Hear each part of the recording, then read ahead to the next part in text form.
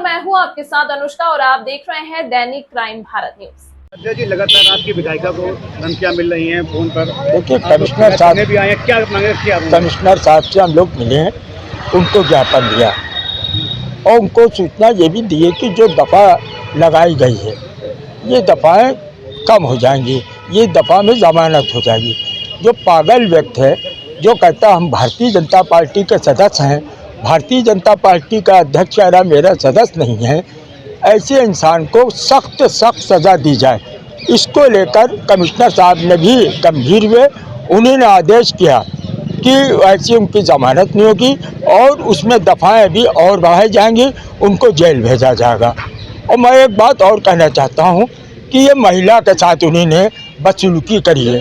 साथ ही साथ हमारे राष्ट्रीय अध्यक्ष जो उत्तर प्रदेश के पीडीए का महानायक हैं, उनके खिलाफ जो अभद्र भाषा का प्रयोग किया है, इसके खिलाफ हम लोगों ने आज कमिश्नर साहब को ज्ञापन दिया और इस पर कार्रवाई होगी। जेल जाएगा वो, और नहीं जाएगा तो कानपुर में समाजवादी पार्टी के लोग शांत नहीं बैठने वाले हैं।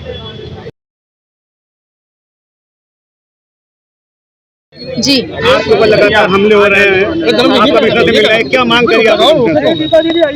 हमने हालांकि कमिश्नर साहब ने खुद ही इस पे एक्शन लिया और उस पे जो है गिरफ्तारी भी उसकी हो गई है, पर हमने उनसे मिलकर यही बात कही रखी है कि जिस तरीके से उसकी मानसिकता है हिंदू मुस्लिम वाली, जिस तरीके से मुझे परेशान कर रहा है बार बार फ़ोन करके, तो ये अगर शहर में माहौल ख़राब होता है या कुछ भी होता है उससे जिम्मेदार कौन होगा?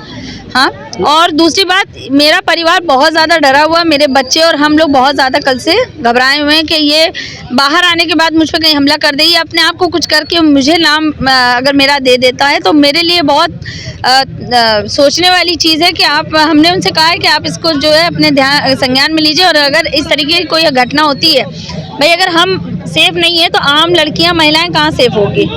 आपने एफआईआर करवाई है इसमें? हमने अपनी तरफ से नहीं कराई है, कमिश्नर साहब ने इसमें जो है खुद ही एक्शन लिया है। आपको धमकी जो उसने दी है कब दी है? क्या मंत्री के कार्यक्रम में धमकी दी थी जब आप वहाँ पे थी? जब हम वहाँ पर थे कार्यक्रम में, तो योगी जी के निकलने के बाद ये कॉल आता है मेरे पास, तो हमारी बात हुई, उसने करी 3 से 4 बार फ़ोन करा है, तो मुझे मीटिंग छोड़ के बाहर जाना हुआ, फिर हमने उसका कॉल रिसीव करा, मुझे लगा नोन नंबर है, कोई ज़रूरतमंद हो, बहुत फ़ोन कर रहा है, तो हम इसीलिए मीटिंग छोड़ के बाहर गए तो उनसे बात करें। धमकी दे रहा था, लगता नहीं है उसने हल्की धाराओं में सब काम कर दिया है।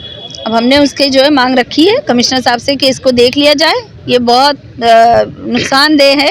बाहर इसका जो, अगर ये बाहर रहता है तो मुझे इससे खतरा है, अब मुझे डर है, और जो ऐसी इसकी मानसिकता है ये मुझे नहीं लग रहा है कि, और वाकई मैंने पहले भी बोला था ये आदमी ठीक नहीं है, इसका दिमाग बहुत ज़्यादा ख़राब है, इसका इलाज होना चाहिए। तो मुझे डर है, मेरे परिवार को डर है कि कहीं बाहर आके मुझे नुकसान पहुँचा सकता है।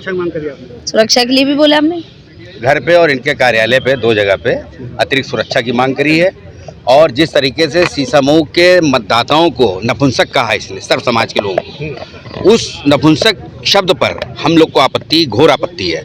हमारे नेता आदरणीय अखिलेश यादव जी के बारे में जिस तरीके से इसने टिप्पणी की है, करोड़ों लोग के पीडीए के जननायक हैं वो, इसके खिलाफ भी हमने अपनी तहरीर दी है, आज दी अभी तहरीर, और जिस धाराओं में भी इसको गिरफ्तार किया गया है, हमारी तहरीर के माध्यम से उन धाराओं को बढ़ाया जाए। और मैंने स्वयं तहरीर दी है, मैं अपने घर पर बैठकर समाचार पत्रों में जब मैंने संज्ञान लिया तो जितनी बातें उसने लिखी उन सब बातों को इंगित करके मैंने जो अभी तहरीर दी है, और कमिश्नर साहब को कि इसके खिलाफ मुकदमा पंजीकृत इन धाराओं में किया जाए, जिसमें उसने पीडीए के अल्पसंख्यकों को, दलितों को, बैकवर्ड को, सबको इंगित करते हुए उसने जिस तरीके से अपनी बातें करी हैं, सबको संज्ञान में लेकर उचित धाराओं में इसका मुकदमा करा जाए, और इसका सही पता जो इसका आधार कार्ड अब बनना चाहिए वो जेल के पते से बनना चाहिए। क्या आपको लगता है इसमें कोई भाजपा की चाल है? इसमें भारतीय जनता पार्टी ने आज साफ कह दिया कि इसमें हमारा कोई लेना देना नहीं।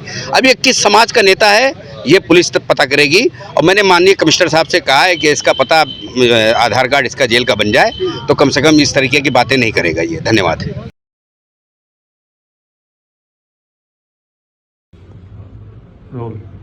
सर, सपा विधायक नसीम सोलंकी को धमकी देने के मामले में धीरज चड्ढा के खिलाफ क्या कार्रवाई की गई है?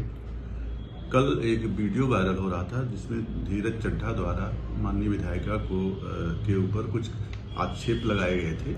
इस संबंध में थाना स्वरूपनगर में अभियोग पंजीकृत कराया गया है और धीरज चड्ढा को गिरफ्तार करके विधिक कार्रवाई की जा रही है।